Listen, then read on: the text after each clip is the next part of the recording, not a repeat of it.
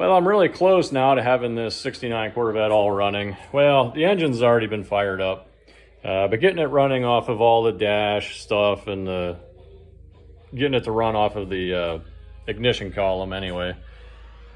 So I'm finally getting down to this little guy here.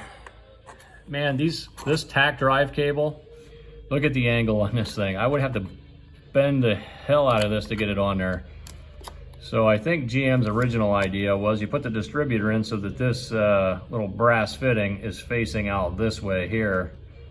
You know, that's all fine and dandy, you know, but it would take half a day to pull this thing out, adjust it, drop it back in, get the engine running, get it timed exactly where I want it to where that thing is always pointing in exactly the right spot for this cable to fit on. So I decided, you know, I'm just gonna go ahead and buy the 90-degree adapter angle thingamajigger, which I got from Corvette Central here. So that's the one I got. And surprisingly, I thought this thing was gonna be like 200 bucks, but it was only like 40 or 50 bucks.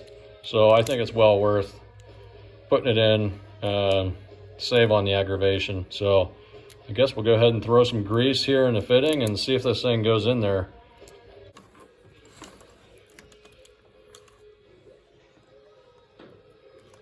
Come on now, go on in there.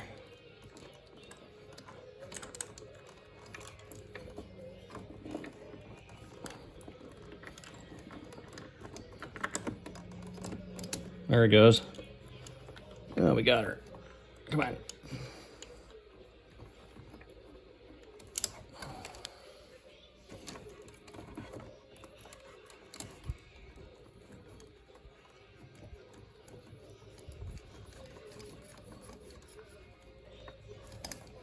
Well, I got it on there.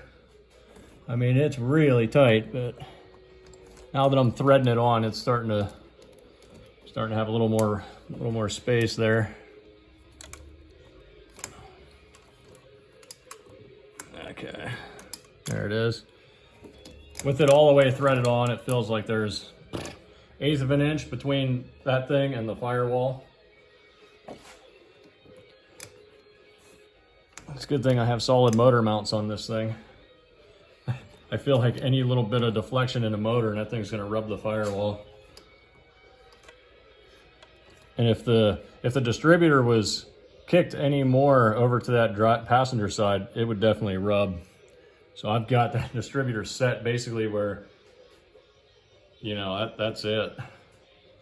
It's not going that way anymore. So that looks like this will work pretty good though. Well, I'm gonna tighten that up and then I'll put this next piece on here. So let's go ahead and tighten. Oh, no. Old several 16ths isn't gonna work. I have to get a bigger wrench. Man, there's like no room though to get a wrench under there. I'd hate to use pliers on it, but I might have to. Because there's like part of the metal up here on the distributor where it kicks down. I don't know if I can get a wrench on that.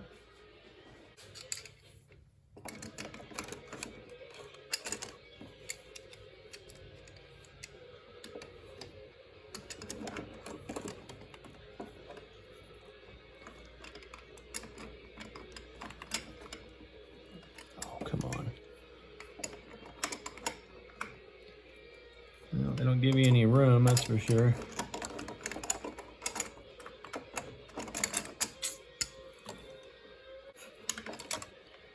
Yeah, gonna have to use a wrench. Probably might even have to cut a wrench to get in there. See, now if I was smart, I would have checked to see what size that is before putting it in. I always make that mistake though. You know, it's like you get a screw threaded halfway in, then you go, ah, damn, I don't know what size it was. But I'll let you know when I get this figured out here. Well, it might be bigger than a 1 inch. Good Lord.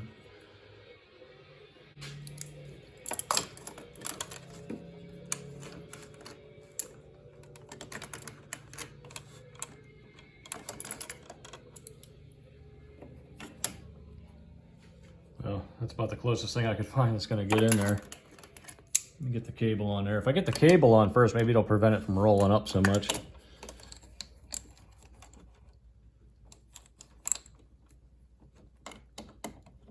There we go.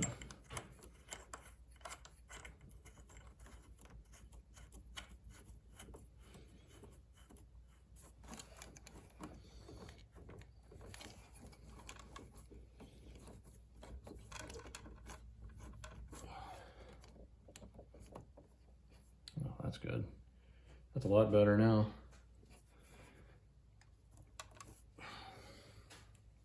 If I can just get it tightened up.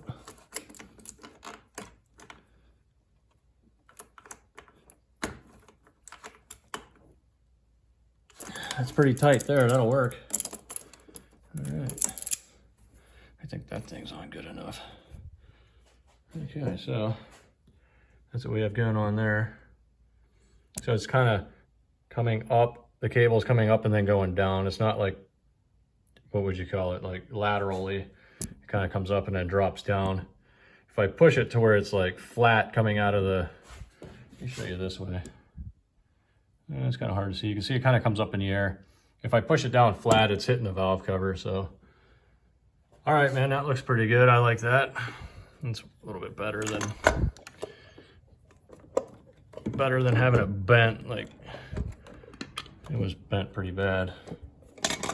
So there we go. Well, that looks a lot better now. I'm liking that. That was sweet. Alrighty, that's how you do that.